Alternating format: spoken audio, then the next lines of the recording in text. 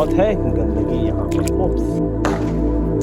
अबे यार, heritage times लगातार कोशिश कर रहा है कि पटना के उन हेरिटेज को आप लोगों के बीच में लाएं जो आम लोगों की नज़र से ओझल है, यानी जिसके बारे में लोग बहुत कम बात करते हैं, बहुत कम चर्चा करते हैं। हम सभी लोग नवाब सिराजुद्दौला को बंगाल के आखिरी आज़ाद नवाब की हैसियत से जानते हैं, लेकिन क्या कभी हमने जानने की कोशिश की है कि नवाब सिराजुद्दौला का बिहार से क्या रिश्ता है। बेसिकली नवाब सिराजुद्दौला के वालिद, जिन्हें हम हैबत जंग के नाम से जानते हैं, वो बिहार की राजधानी पटना में दफन है। जी हाँ, पटना में दफन है।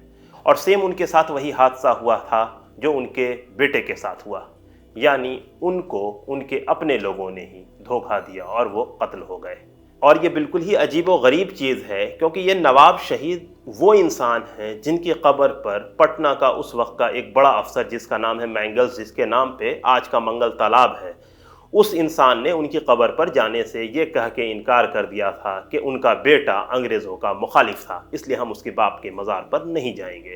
तो ये एक अजीब चीज़ है, जिस इंसान की कब्र पर अंग्रेज़ नहीं जाना चाहते हैं क्योंकि वो अंग्रेज़ विरोधी का बाप है। और आज आज़ाद हिंदुस्तान में जब हम आज़ादी की 75वीं सालगिरह मना रहे हैं, वहाँ पर उस इंसान की कब्र लोगों के नज़रों से ओझल है, पानी के बीच में, गंदगी के बीच में मौजूद है, और लोगों ने उस पर ध्यान नहीं दिया। चारों तरफ से वो अतिक्रमण का शिकार है। तो जब हम उनकी कब्र की तलाश में निकले तो हमें पता चला कि उनकी कब्र पटना सिटी के बेगमपुर इलाके में है। जब हम वहाँ पर पहुँचते हैं तो लोगों ने कहा कि मुझे नहीं पता, मुझे नहीं पता, लेकिन पूछ पूछ कर हम उनकी कब्र तक पहुँचते हैं। लेकिन जब हम उनकी कब्र के पास पहुँचते हैं तो कब्र एक टापू के रूप में था, यानी उनके कब्र और मज़ार के चारों तरफ बहुत ही ज़्यादा पानी था। कितना चौड़ा है? बस यही। देखिए, आपके कुछ लगा हुआ पिछले पैर पे। ऐसे काम करती है हेरिटेज टाइम्स की टीम। काफी है गड्ढा, बहुत है गंदगी यहाँ पर। ओप्स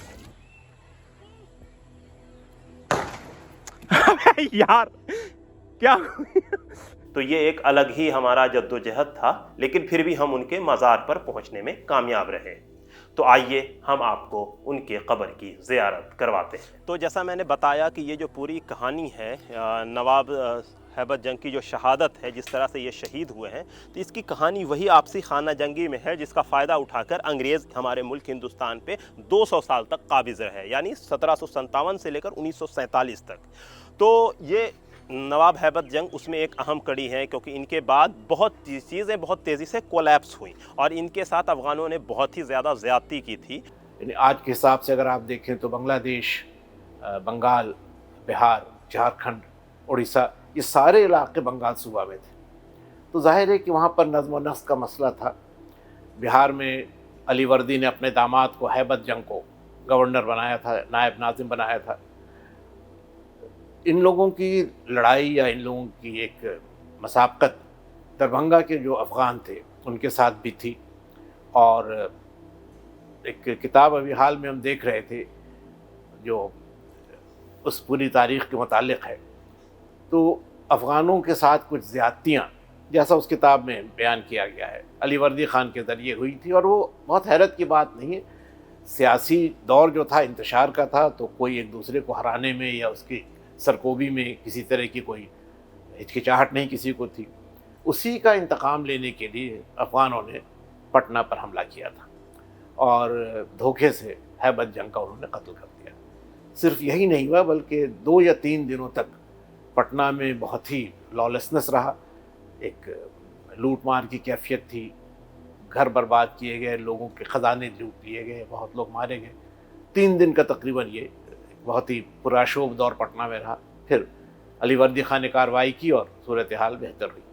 तो हम यही कोशिश कर रहे थे जिस तरह से कि पटना के अलग अलग हेरिटेज को आपको दिखाएं। वैसे में ये जो मकबरा है ये उसी दौर में बना है उनकी शहादत के बाद, और उनके बारे में कहा जाता है कि उनके गले को काट कर पश्चिम दरवाजे में टांग दिया था, बाद में उनके चाहने वालों ने उन्हें यहाँ पे दफन किया। तो ये जो पूरा इलाका है बेगमपुर है, और यहाँ पर अगर आपको आना है तो यहाँ पर आने का सबसे अच्छा तरीका ये है कि आप पटना सिटी रेलवे स्टेशन आएँ और बेगमपुर की जानिब अपोजिट आएँ और लोगों से पूछते हुए आएँ। वहाँ पर एक स्कूल है और एक गार्डन है जिसका नाम है पार्क है, बेसिकली जगदेव पार्क। वहाँ पर आप किसी से पूछ पूछें कि नवाब शहीद का मज़ार या मकबरा कहाँ है तो लोग आपको बता देंगे। तो आसपास में यहाँ पर बड़ी आबादी या बस गई है, तो इसके बीच में नवाब शहीद आज के डेट में मौजूद हैं। और इसके पास एक छोटी सी शायद मस्जिद है मेरे दाईं जानिब, तो वो मस्जिद ही का शक्ल है और वो काफ़ी पुरानी इमारत है। अब इसकी हिस्ट्री क्या है एग्जैक्ट मुझे भी नहीं पता है, लेकिन इसमें 2 गुंबद अभी भी सलामत है। दास्तान मेरी प्रोफेसर इकबाल हुसैन साहब ने लिखी है, अपनी खुद नविश्त ऑटोबायोग्राफी। उसमें वो अपने एक बुज़ुर्ग के बारे में जिक्र करते हैं जो बेसिकली मदरसा मस्जिद में रहा करते थे, कि जो इस ज़माने का एक कमिश्नर था बेसिकली शायद मैंगलर्स। वो जब आया हिंदुस्तान तो उन्होंने कहा कि चलिए आपको नवाब शहीद के मज़ार पे ले जाते हैं। तो उस इंसान ने ये कह के जाने से इनकार कर दिया कि नवाब शहीद यानी हैबत जंग नवाब सिराजुद्दौला के वालिद हैं, इसलिए हम एक एंटी ब्रिटिश इंसान के बाप की कब्र पर नहीं जाएंगे। तो ये अंग्रेज़ों के अंदर एक नफ़रत थी, तो वो हैबत जंग के साथ भी बखूबी देखने को मिला। तो ये कोटेड हिस्ट्री है। तो हमारी एक कोशिश थी कि आप लोगों को पटना के एक नायाब हेरिटेज से रूबरू कराएं, जिसकी भारत की हिस्ट्री में एक अहम हिस्सा है कि अगर नवाब शहीद नहीं होते तो शायद हमारे मुल्क में अंग्रेज़ इतने जल्दी काबिज़ नहीं हो पाते, या हो सकता है कि काबिज़ ना भी हो पाते। तो हमारी एक कोशिश थी कि हम हेरिटेज टाइम्स के माध्यम से लगातार कोशिश कर रहे हैं इस तरह की जानकारी आप तक पहुंचाने की। तो दीजिए हमें इजाज़त। बहुत बहुत शुक्रिया।